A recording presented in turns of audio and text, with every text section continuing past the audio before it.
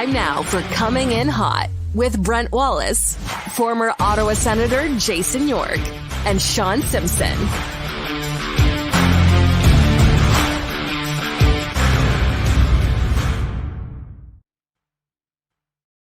Happy Thursday. Happy Monday, everybody. Welcome to Coming In Hot. Brent Wallace alongside Jason York and Sean Simpson. It's right around my nap time, so right? No nap? No, then a 4:30 early bird, Wally? Life's pretty good, eh? Yeah.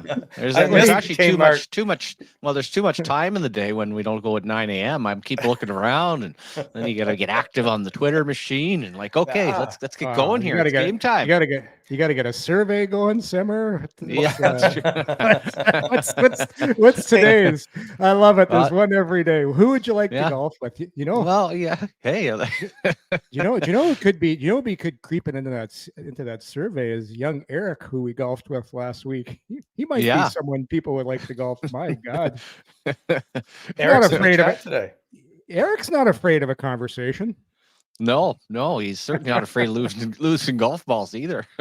for a course that's supposed to be ball friendly. Oh my goodness! Did he lose a share? And the star of the day was our good Mikey was a star. Boy. Speaking of stars, Elliot. We did have our good friend McGuire show up. Oh yeah, and hang out with you guys. Yeah. Anyway, it was a good day. Liam. So I wish I would have, you know what, my only regret from our golf day at Reedview, by the way, thanks to Steve Duckett and everybody at Reedview for hosting us. Fantastic day. And I've never seen the course. That course is in mint condition. The rentals they did there are tremendous. But the time when Eric was in the middle of the fairway and Wally was down on the ground, 30 yards in front of him, trying to get an action shot, I'm like, I don't know if you should be trying that. And I think he duffed it because that would have went right at your head. Well, and Eric was a tad nervous to start with, so he had the nervous chatter going, but at the same time, that just made him even more nervous as far as actually, I'm like, there's no way he's going to hit this one. I just had to keep explaining to him, these roughs here, these fairways are just, so nicely manicured, not easy to hit the ball off of. Hey, you got to hit it perfectly. And, fun day at the course. And just as you said, just incredible shape. Yeah, well, not so much. They got to go get a divot replacer there for Eric. I've never seen anybody run out of the bottle of sand, but hey, that's why you have two on your cart. Eric McChunkins, it was everything. Poor guy. He just got married. Anyway, congratulations to Eric. Yes, congratulations. Saturday. Great. All kidding aside, great kid. Mike Minot, friend of the show, great guy as well. It was an awesome day. Yeah. All right, let's move on. Speaking of golf, Sens annual charity golf event happening this morning. Actually, it's still going on, I should say, at the Marshes. Everybody in attendance except two guys. Shane Pinto is off to the NHL Player Tour, and Brady Tkachuk is on baby watch for his early arrival, if you will. So that's exciting for him. So great to see everybody, and I mean everybody there today. It was fun to watch. Yeah, and good call by JBD going with those pants, because that certainly made him stand out in the group. Didn't get the memo on the dark and he's clothing. Dead center. It really is. It looks like you're the head of the Ryder Cup team or something. Hey, he's a captain. Oh my God, that's hilarious. Hey, good call by the Sens sending Pinto too. If you're going to send one of your guys to a media tour, he's got the gift of the gab. Oh he's going to be he's going to be hosting his own podcast one day. I love that kid. You ask him a question. He's so genuine. It's one of those kids you hope the best. That's a good call though. Send him. He'll chat it up. Him and Eric would be great in the twosome. Those two just going all day. Just show off that stash as well that Pinto has, and obviously a little competition internally. Pretty good duster on Hamonic as well. So bringing that back, that's almost we're talking Tom Selleck-esque right there. That is so good. Yeah, that's impressive. I got a little bit of a Luigi or Mario from Mario Brothers. Yeah. Absolutely there. Yeah, no, that's true. How'd this happen anyhow? Like my kid, who's a 2000, Jack, same age as Pinto, he all of a sudden he's got a stash, and his mom asked him, everyone's getting mustaches now. Like, when did this? Well, Simmer, you got one going now too.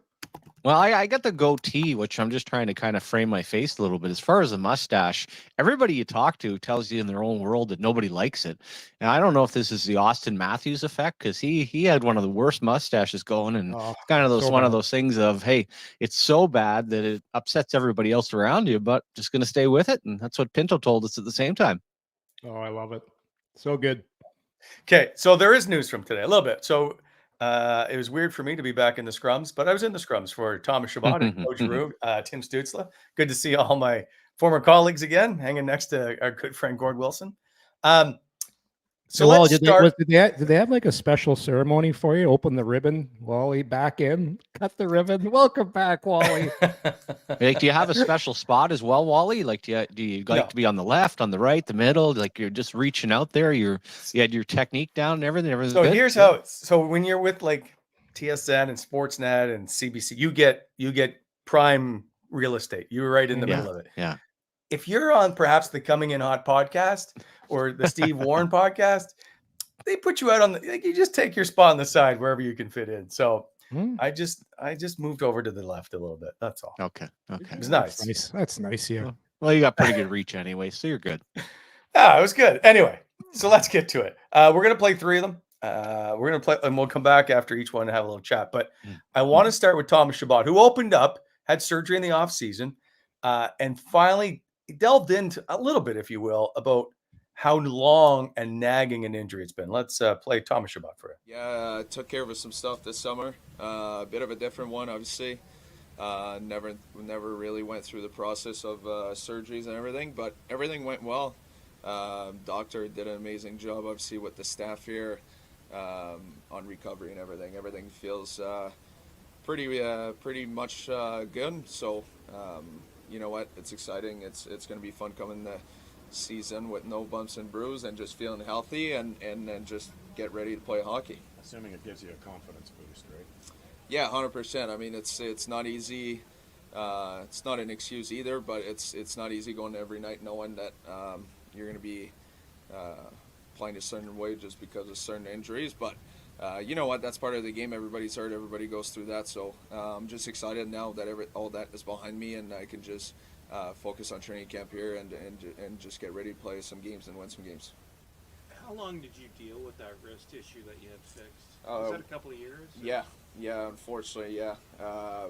If I would have known how I feel right now, I would have probably taken care of that a long time ago. But you know what? It is what it is. It was my decision to kind of hold back and not doing it. And you know what? We took care of that this summer. And like I said, it's pretty much back to 100%. And it's more of getting reps and start skating again over and over again and just doing it. And you know what? That's what camp's for, is getting back into the stick battles and the hockey game-like situations. But you know what? I'm just happy this thing's healed up and feels really good.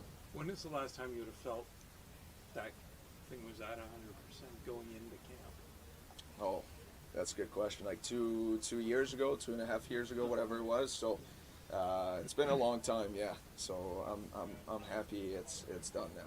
What's the sense you're getting about what this group could be this year? I think it's just the way we're going to play. We got a lot of great skaters, lots of speed. I think it's kind of been a tendency over throughout the league. I think every team's kind of heading that way. And I think it's just the way we're going to play hard every night. Like I was just saying here in French, it's some nights things don't go your way, but I think we're just going to create an identity of playing the same way over and over again, whether your night's going well or not. Well, we're going to show up and trying to outwork you every night.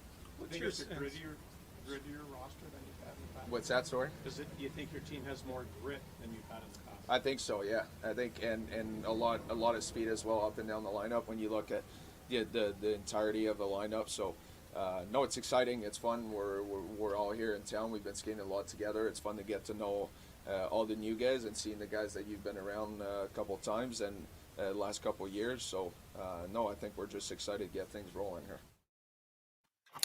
And then you hear from Thomas Chabot. The interesting stuff, obviously, is him saying 2.5 years this has been bothering me. What wrist is it, Wally? You know? Right? I'm just trying to It's think. one of the two. Yeah. Yeah. Well, just because the thing is, because I had wrist problems when I played. I tore my I'm a right-handed shooter, and I tore my right wrist. And the thing that hinders you with, number one, your shot, but you heard Thomas allude to it, stick battles. If you watch how the NHL's played now, it's a lot less contact in the regular season. It's a lot of like being hard on your stick. And I don't know if you remember a couple times when Thomas Chabot lost some stick battles last year, got his stick lifted a few times. It does make a difference, especially how the game is played. So nowadays, because it's all about, you hear this all the time. You got to play with a heavy stick. You got to have an active stick. He's got a good stick. It's the new having a good stick.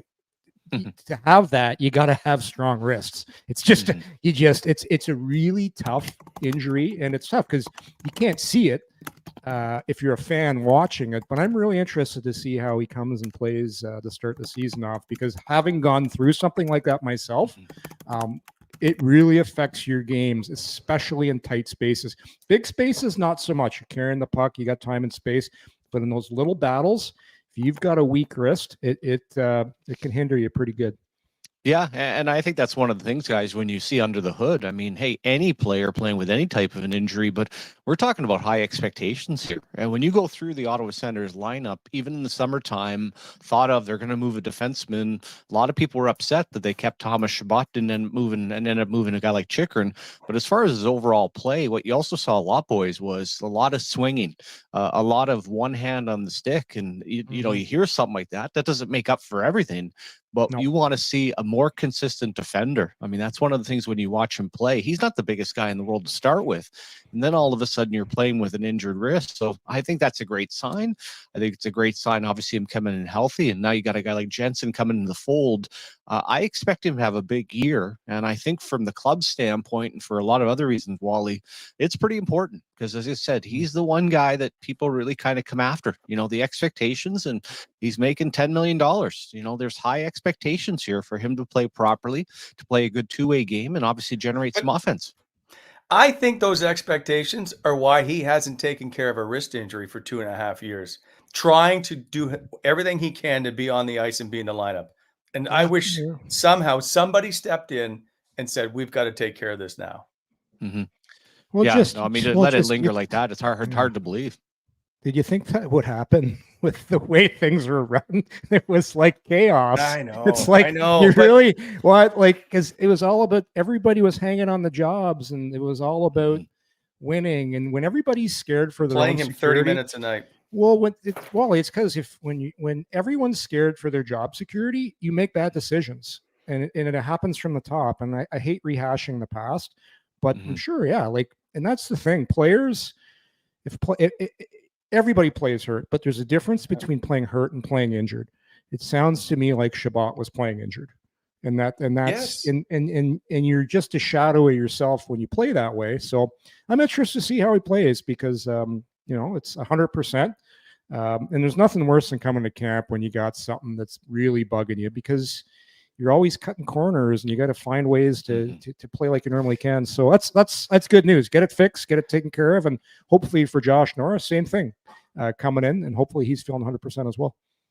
That's the one thing about Shabby, though. Like, he's taken so much heat over the last couple of years about, oh, you can't do this or can't do. Well, it's tough if you're playing with one hand.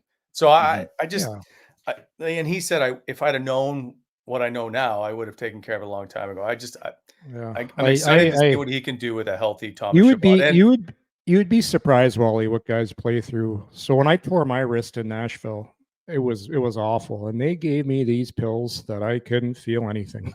No, looking back, it was stupid, because now I can barely move my hand. My hand's swollen all the time. But it's not, this isn't something out of the ordinary. Everybody's playing with something. It's just how much is, like I said, hurt or injured. You can play hurt, can't play injured. It does seem strange, though, when you think of a team that hasn't made the playoffs in 7 years, guys. We're talking about long off seasons here. I understood or kind of looked at the Norris situation a couple of times of, listen, if he's going to get hurt, then you have the surgery now. Don't wait, and all of a sudden it builds into the summertime. And in the case of Thomas Chabot, I'd love to know what those conversations are, because you would think, hey, he's going to play a lot of minutes. The pressure that's on him. He doesn't have to go to a World Championships.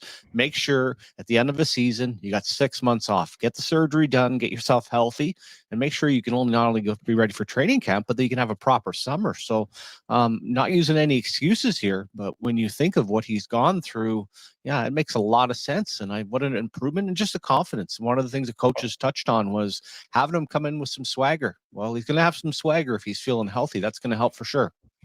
Do you see how old he now looks? I was looking at him today. I'm like, my He looks God. old. He's in his 8th year, eighth full season, 9th year, if you will, in the National Hockey League. And from when he started to he just looks like the grizzled veteran, if you will. And he got married this off season. He's had the surgery. I just think it's going to be a big year. Away. That ages you right away. So.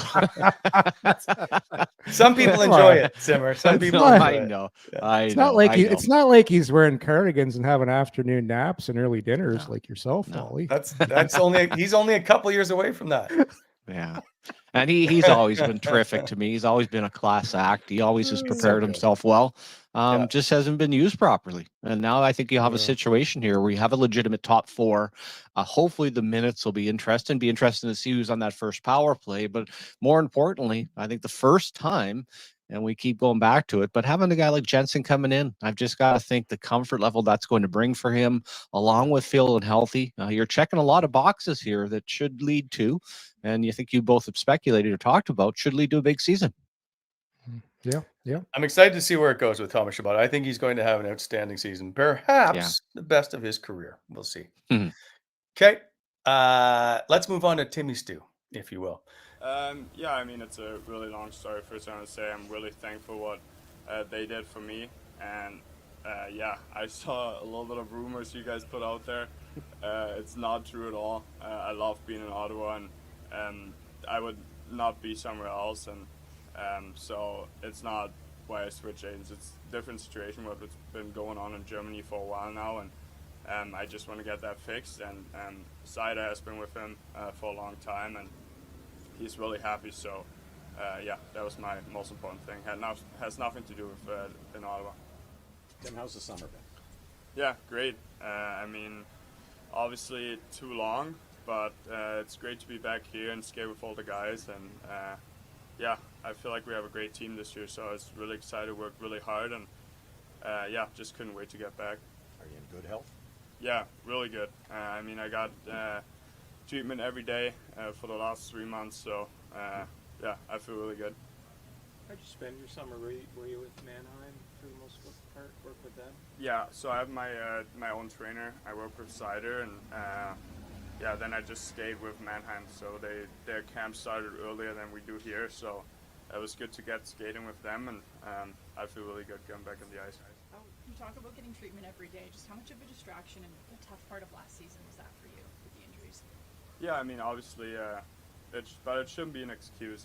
Everybody goes through injuries, and it's not playing 100% healthy. If you play 82 games, obviously it's going to be tough, and there are going to be some nagging injuries. But for me, it was just, to get 100% over the summer and feel good getting into this year.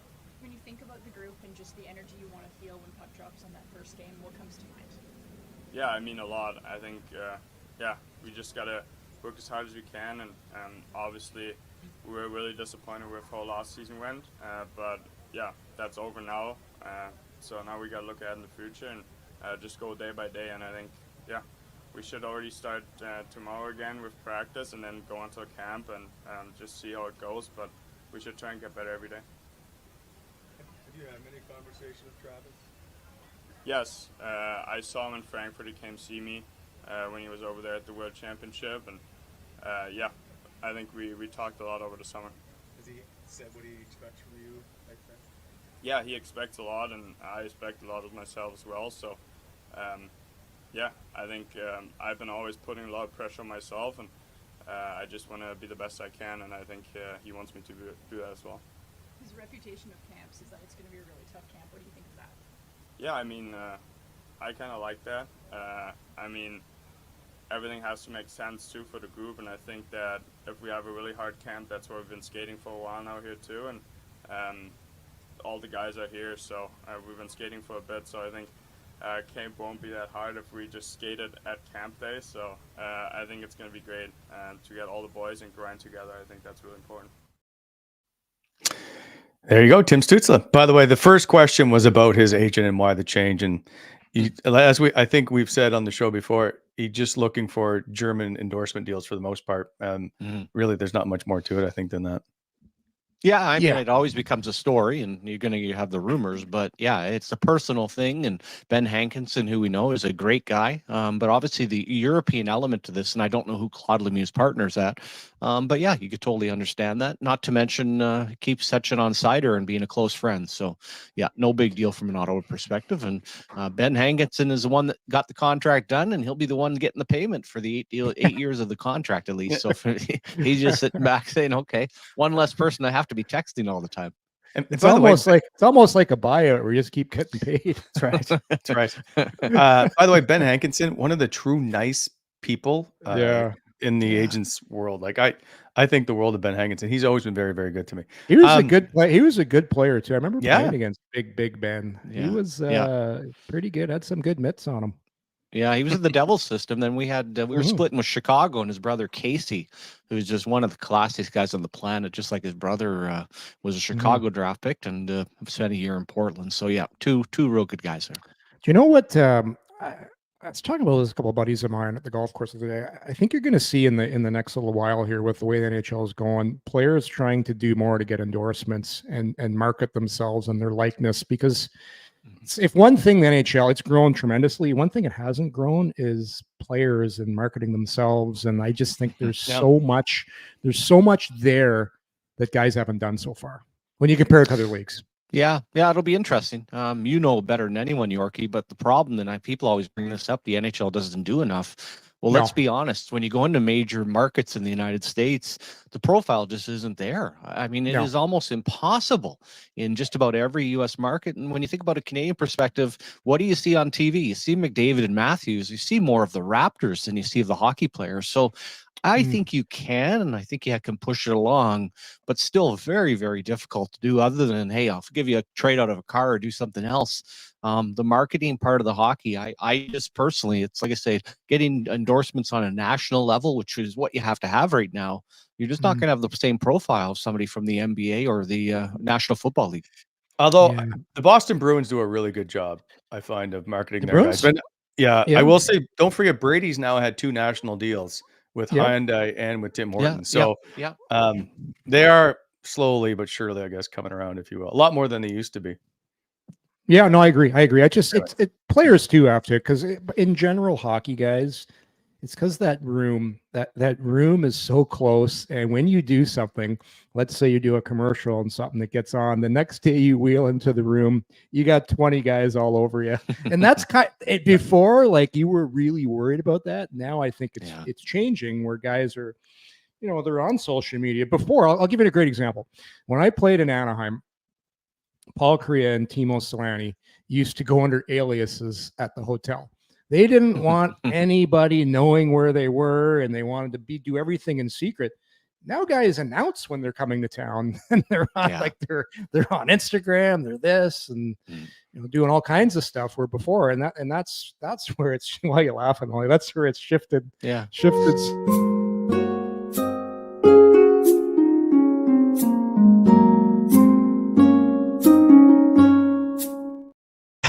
I didn't mean to cut you completely off. I was trying to remember. I got a text create. He had the funniest alias. It was some name of a semi-famous actor, which he went under. And you think of a guy like Timmy Stützle, first of all, great looking guy. Certainly has a name, very solid. Like he said, he got all that. Then you think from a German perspective, okay, when you think of Germany, what do you think of? Well, you're going to think of soccer.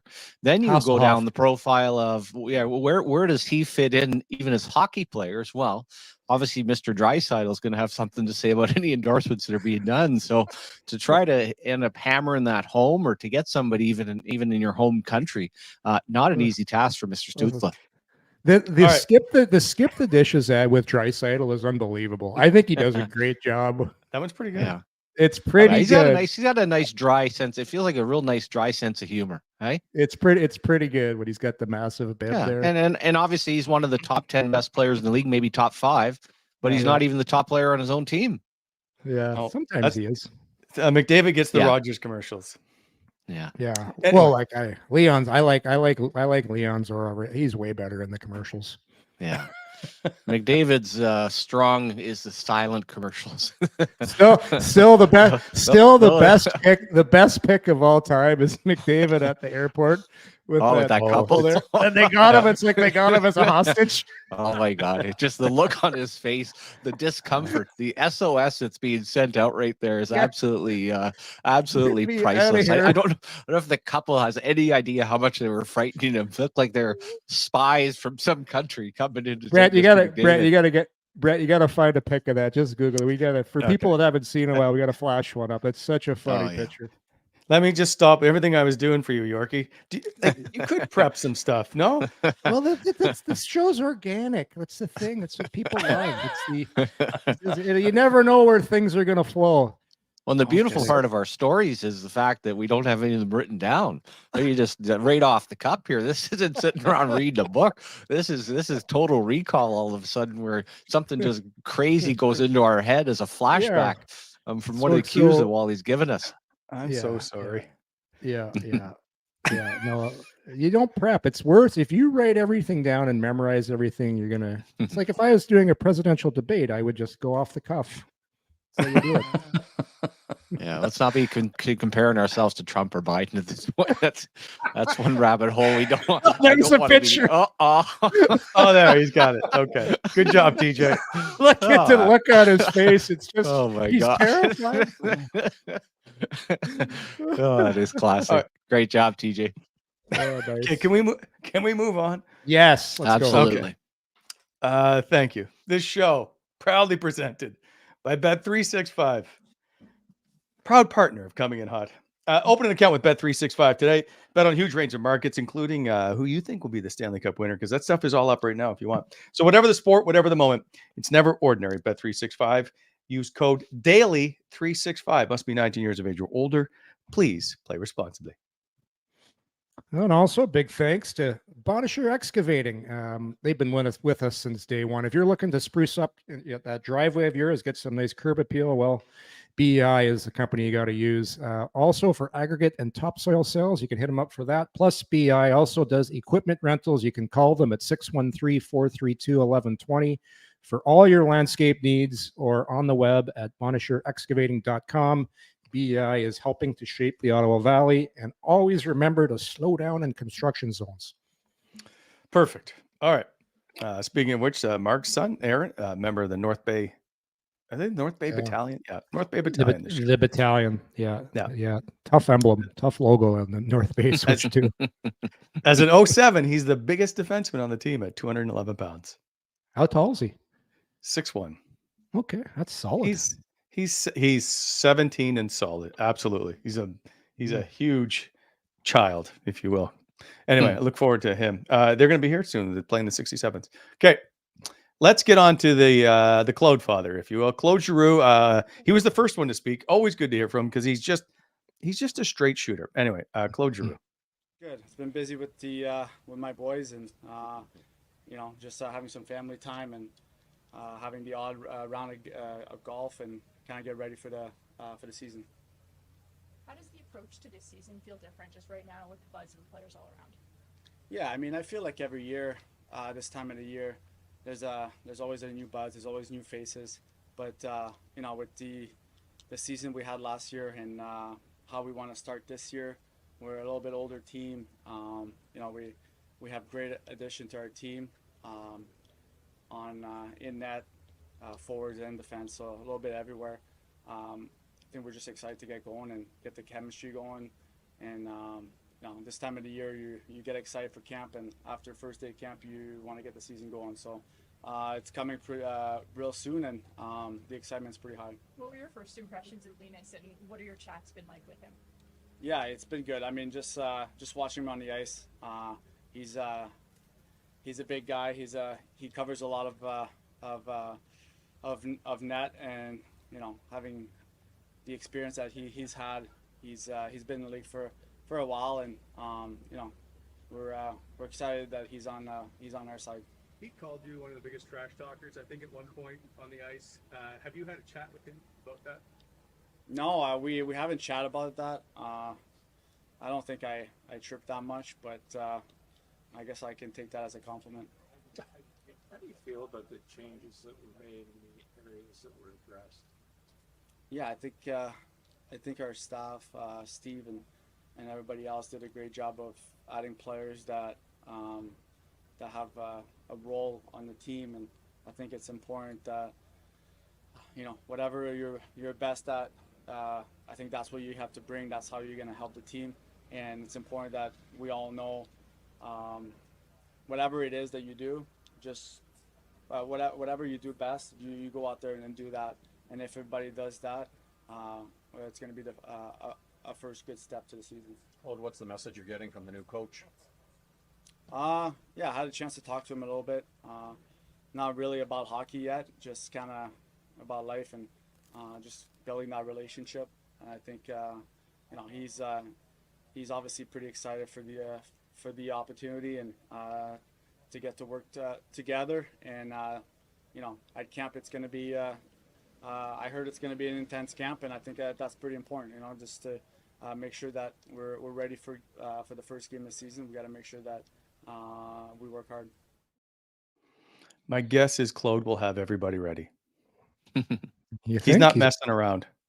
He's that isn't a poker face. Yeah, seen him work out firsthand with Tony Greco, and he certainly puts that work in every year. And a couple of things I wanted to just point out on Stützle. I love the fact that Travis Green took time to travel around. I know he was over in Prague for the World Championship, but the touch to go to Frankfurt and sit down with a player, to me, is incredible.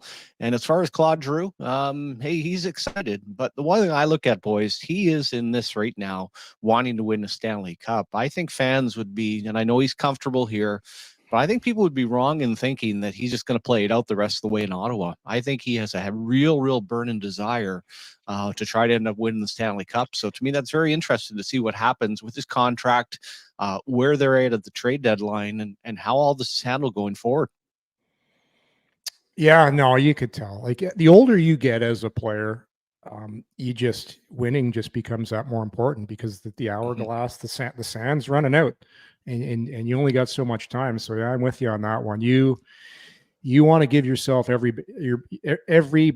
bit of opportunity you can to win that Stanley Cup.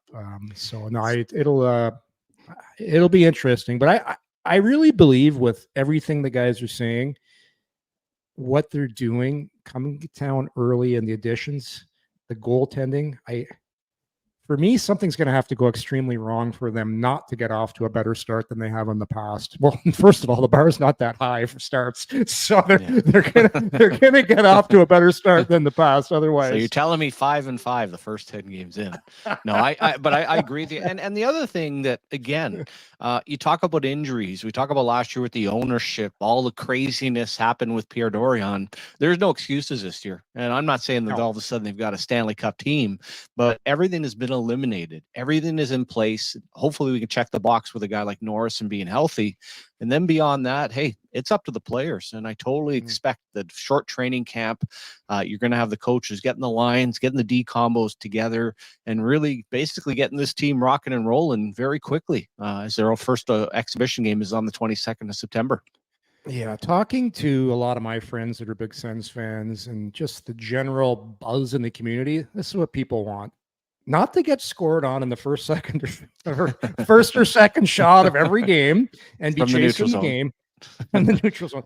And just like, people just want to see this team not eliminated, the old Thanksgiving. The worst thing is, Thanksgiving, we're already out of it.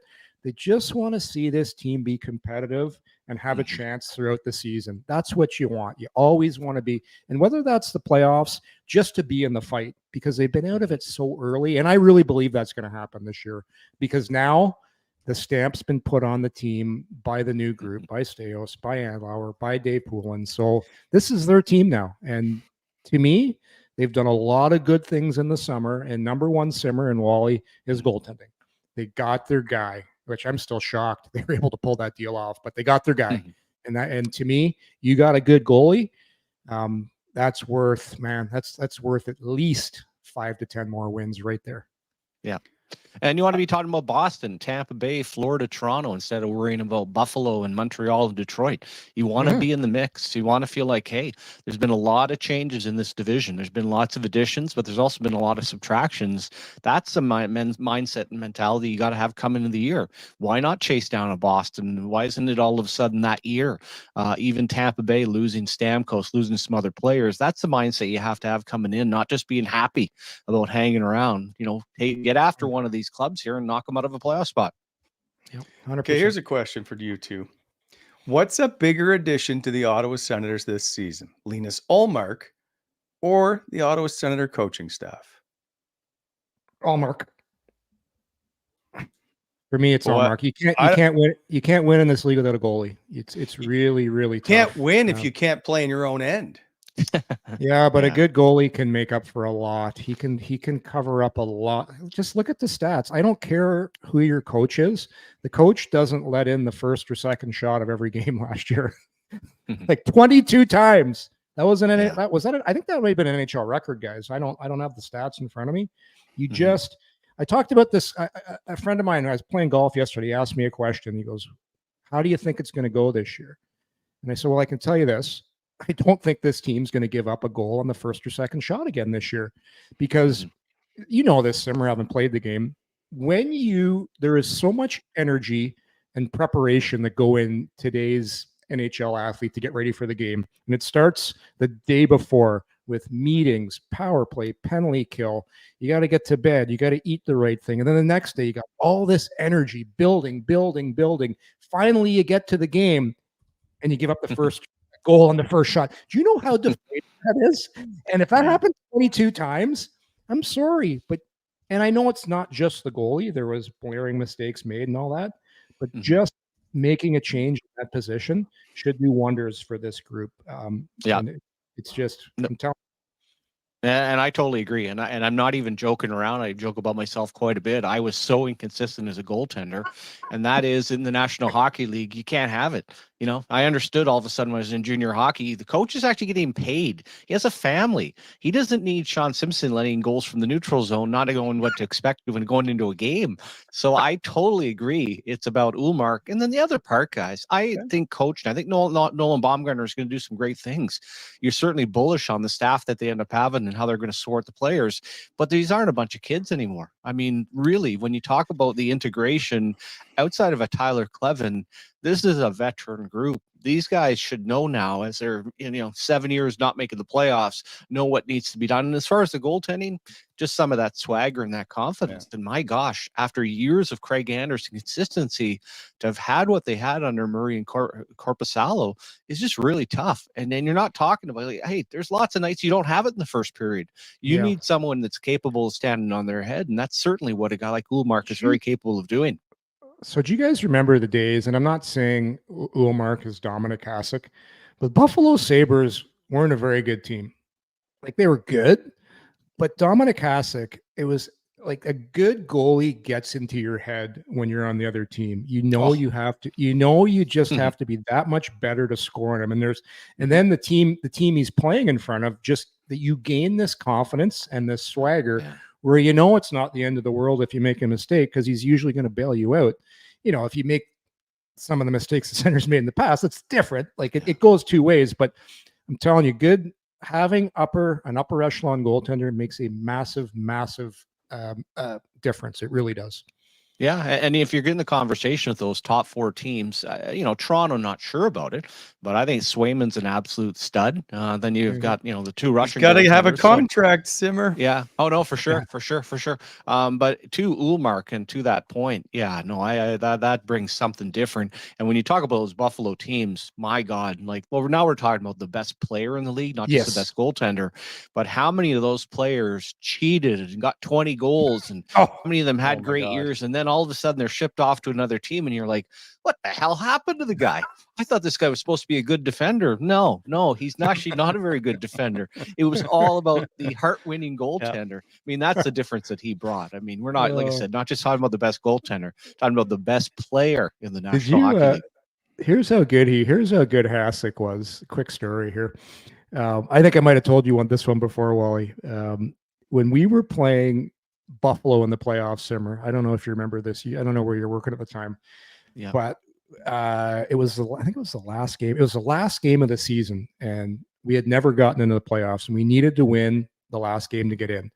And Frankie Musil was also a Czech guy like Hasek, and he had a job to do. His job was to take Hasek out the night before and get him hammered. And so Frankie comes in the next day to the dressing room, and he's like, boys, there's no way Hasek is playing. He was basically feeling pretty good last night and out really late. And so we thought we weren't going to have to face Hasek. And gets to game time, and he's in the friggin' starters net, and ends up for people to remember the iconic game when the Ottawa Senators made their first ever playoff appearance. We had to beat Hasek, who stopped upwards of 50 shots, and he was hung over. Like, that's how good this guy is. Frankie did his job, but the guy was so good.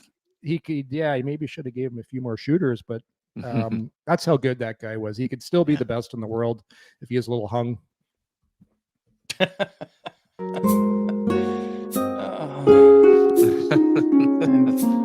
you, Jason York. Can we go back to Timmy Stützle for un moment, please? Because we kind of skipped over him with all the stories that you were telling. Does this team go as Tim Stützle goes, or if we just said Linus Ullmark is the only option? I just feel like that guy at center is your number one guy who's back, who's healthy, who's excited to go. I think he'll thrive under Travis Green.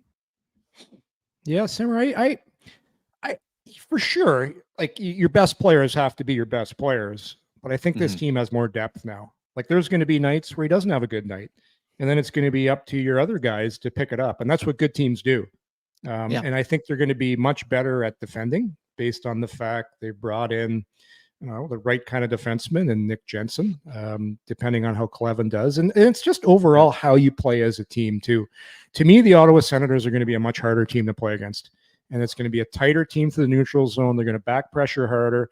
They're not going to dive bomb on the forecheck and leave big gaps between their defense and their forwards, because that was the problem with the old system. There was so much space in the neutral zone. A lot of times the defensemen were hung out to dry. So the mark of a good team is how hard your forwards back pressure and make it really tough on the other teams. And I know Travis coaches that way. So yeah, for sure. Does he have to be their best player? Yes, he does, but not all the time. Like, I just think they're deeper, and I think their depth is going to help them out quite a bit this year. Yeah. I don't know. I mean, I look at what's that? Well, sorry. No, go ahead, Simmer. You're smarter than I just look at down the middle. First of all, a big question mark is Norris. And what do you have of the combination? Well, if you've got Stützle, a healthy Norris and Pinto, and then who do you want to slide into that fourth spot? We'll see. But that is pretty good. And does he have to be their best player? Absolutely he does. What I'm also very curious is, he's a bit of a freelancer, and you certainly understand, you see the talent, but I also see a situation here where coach is going to be asking him to play properly. And also, again, fan bases or people on him a little bit for not staying on his feet all the time. I think a more well-rounded Timmy Stützle is going to be expected from Coach Green. But that's my point. I think a guy that's now been in the league 4 years has started to hear under Jacques Martin and Daniel Alfredson about playing the right way, that we see a different Tim Stützle, different, but a more mature Tim Stützle take to the ice at center on the top line. That's my point. Well, even the moving to center, which I always said they should have just started them, where the phases of your franchise and where you're at, guys, it's also an opportunity where you're handed, you're given a lot of rope. Timmy Stützle has been, for the most part, since he stepped into the National Hockey League, has had the opportunity because the premium wasn't on winning. Well, again, this is different this year. So I think the expectations for him too, and I don't think it has to be the old Steve Yzerman thing, coming down by X amount of points, but if you can get an 80-point season out of Timmy Stützle and playing properly, well, the Ottawa Senators have a pretty good chance of making the playoffs, and I'm sure that's what the internal expectations are for them. Yeah, you got to be careful because you want him to continue to do all the great things he does off the rush, challenging guys. It's picking your spots, and that's the thing that Jacques Martin was trying to teach him. When do you hold on to the puck and carry it into the zone? When's the right time to chip it in? When's the right time to go east-west versus north-south? And for me, it's better decisions on the back check. Back checking, and this is where coaching comes into play. When you're teaching your guys, and I think it started last year when Jacques came in, it's going to continue with this staff of teaching your forwards how to back check properly. When you arrive back in the zone, what you do, not to over back check, checking over your shoulder, because so many times I thought this team did such a poor job on the back check. And it's, for me, obviously I'm a defenseman, so I'm huge on that, but it makes such a difference. And good teams, it's called, you hear this term all the time, they track back hard. It's huge. And I think that's something in his game that needs to improve. And that'll happen with the competitiveness through the roster. And that's one thing, Simmer, with a healthy Josh Norris, get those two pushing each other. And Pinto, who we talked about, like, you're going to have some good internal competition with these guys. Everybody wants to play all the time. Everybody wants the good minutes. And how do you get your stars to play better? Well, you got to push them. You got to push them. And healthy competition for the power play. That's the big thing, where there's not just this automatic idea of, hey, same five guys over the board, even on the back end. Who are you going to use between Sanderson and Chabot? You want that healthy competition. I don't need two power play units. I need one that's going to eat up about $1.30. I'm not going to go all Edmonton and go up for the full 2 minutes, but I need a group that's going to be competitive and be able to be a game changer for me. And that's got to be earned. So who is your number one D on the power play? I think you got to. I'm gonna go to the right-handed defenseman club, Mr. York, and he can tell me first. I want to see how Chabot's wrist is in training camp. I want to see, again, a healthy competition. I liked what Sanderson did last year. I think it's obviously between Chabot and Sanderson. They're gonna run one defenseman and four forwards. That'll be interesting to see what those four forwards are. I remember Giroux before was on the second unit. Does he now come on the first unit? There's just so many options. I'll tell you one thing. Brady Tkachuk will be your net front guy. We know that. Sure.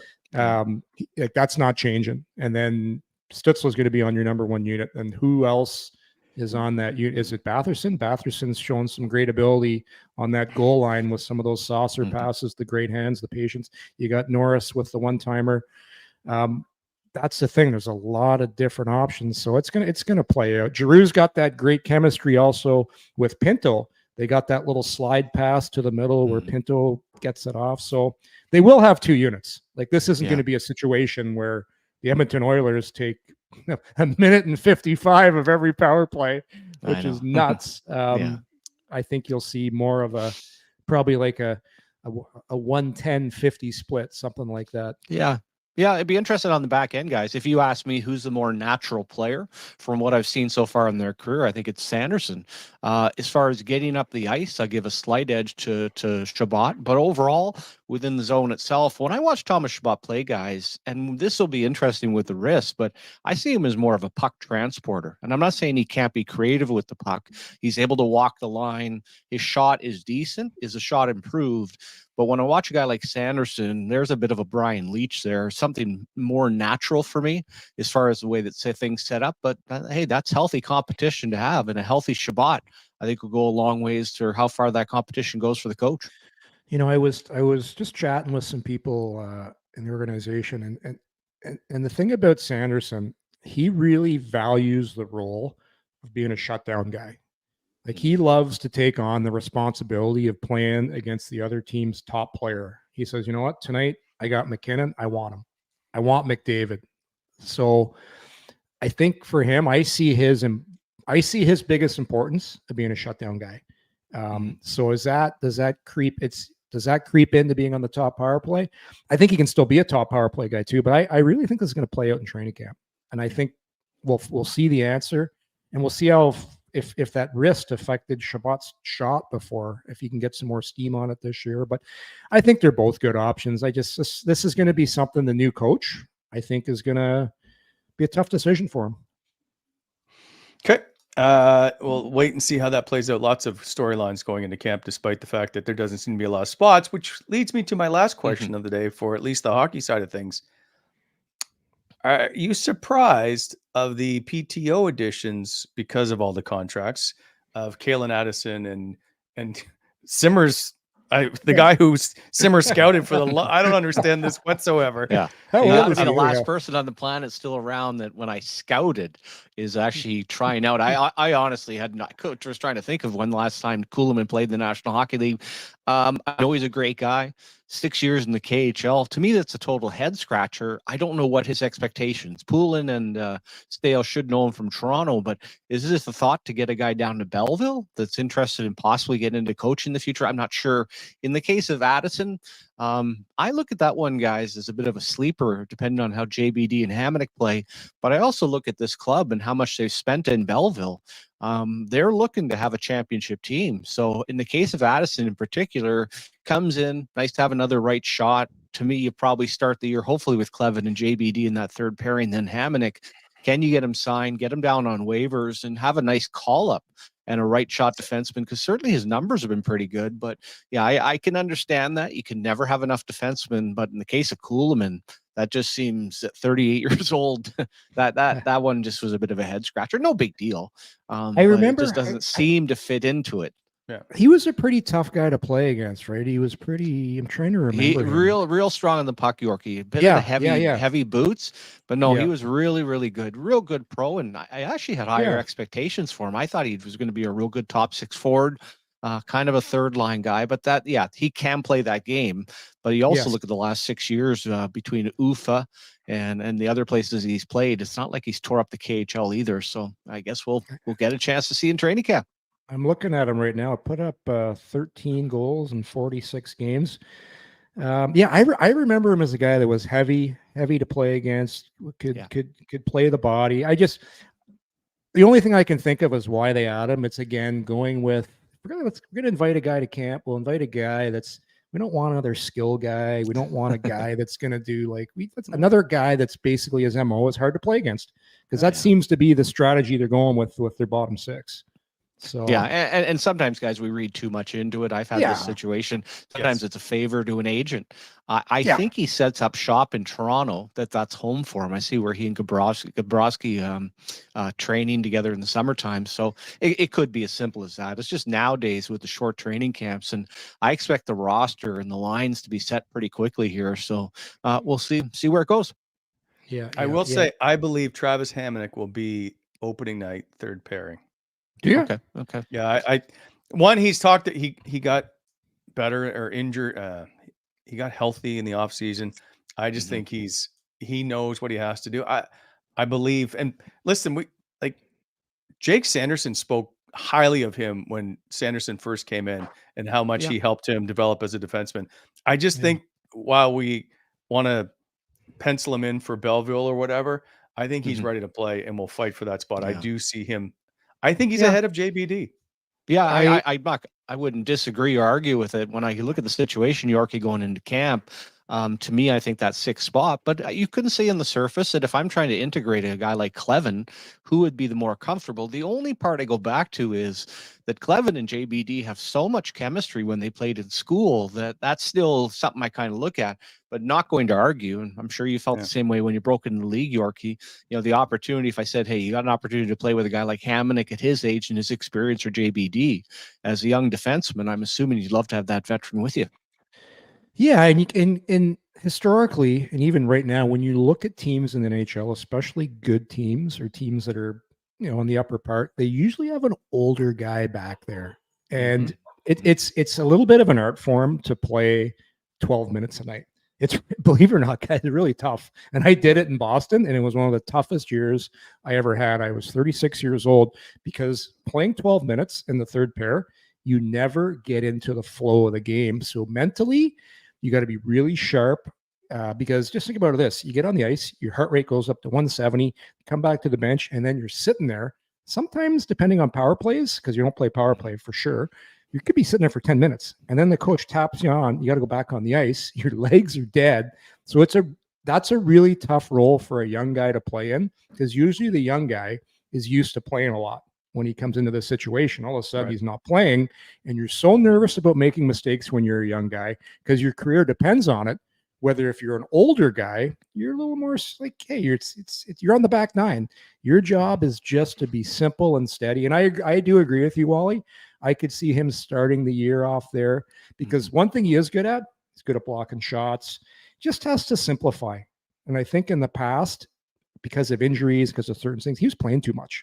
Like there were times when he was making his mistakes because he was playing 18 to 20 minutes, and he's not that guy anymore. So third pairing role, let's see what he can do.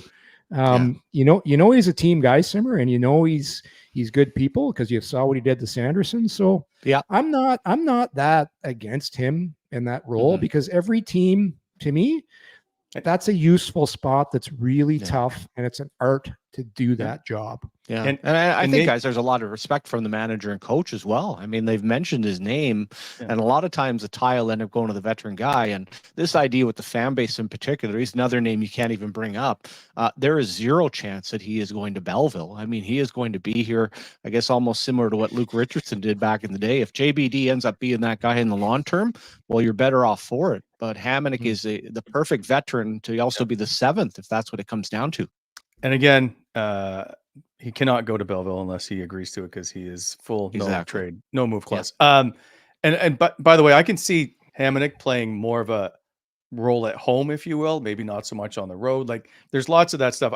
Do I think he's an everyday regular? Probably not. I think him and JBD will flip every, I don't know, 3 games or so. Before we go, a couple of things. One, you asked what it looked like in the scrum. Someone did send me a picture of today from behind my shoulder of what it was like for young Wally to be in the scrum. There I am off to the side trying to be. You just got to handle that mic just like you handle the old salt shaker. You just give it a little sprinkle there, leading right over and getting all the scoops. So there's that picture. Now, before we go, we do have the video evidence of Eric unable to hit a golf ball.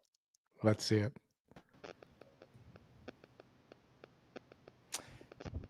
There's one. Fill it with sand. They don't put divots back. Okay. Oh, is Simmer up now? Yeah. Well, I think so. I missed this. All right. So there should be. I must have cut it, because there was 2 shots from Eric that both looked the same. There it is. Yeah. Yeah. So is that me laughing? That's me. That's me. And you know what? The whole point, Simmer didn't care. He's like, I don't care if Wally's there. Let's tee this thing up and away we go. I love that. Simmer wasn't even supposed to golf when he played all 18 holes. Well, no, I kind of, Wally was ended up being the team guy, walking most of the day. I'm like, I remember after the first hole, Wally played, I was like, God, this is going to be a long day doing all 18 of these. So I was actually fortunate. And Eric wasn't even, to show what kind of a novice golfer he is, he's not sure, he didn't know the custom of, if you don't hit it across the women's tees, it's exactly what the penalty was supposed to be. So yes, we're fortunate he didn't know that, because it would have been even a longer day, and he would have probably been pantless or shortless by the end of the round. That's right. First hole he hit it 10 yards. Oh yeah. And you can tell when someone's nervous, and there was nobody around us, but it doesn't matter. You're on that first hole, and you're just, oh my God, you could just feel the tension in the air. That nothing good was going to happen for him. How about old Mike Money Minot? He was draining 20 footers all day. Yeah, he was hitting bombs too. Yeah, Mikey had a hell of a day. Yeah, we all did, as a matter of fact. Absolutely. And not to mention some great food afterwards. That was honestly just a great day at Rideau, and some nice tasty vittles after as well. It was anyway. It was one of the best days I've had for being a part of this show, for sure, if not the best. And you can, whenever you can have Liam McGuire come out and just hang with you because you guys are that important, then you know it's a good day. Well, and him coming in just to welcoming, everybody knows everybody there. Well, he's probably been a member since it opened in 1960. No, that was a blast. And then the old golf shirts were a nice little touch too. They ended up looking sharp. Little Under Armour there, very classy. Thanks to our friends at Valicat Sports for those. Good to see Carm too. Also a member at the club, and got our round of drinks there after. Old Carm took care of us for a bit. Yeah. So thank you to him. Thank you to Fanatics for the hats. BEI for the mugs, as those two now have 2 of 5 coming in hot mugs ever made in the world. Where's your mug, Simmer? I don't have mine out today. I should have. Oh, there it is. I'm gonna have mine out Wednesday. We all have them available. Okay. All right. We will see you Wednesday. More news coming, so we'll have lots to discuss. I'd like to get into perhaps. I'll just wait. I'll save the topics because you guys will never listen to them anyway. No. Let's get out of here. See you on Wednesday, everybody. To us on Monday for sure. But have a great day, Ottawa. Cheers. See ya. See ya.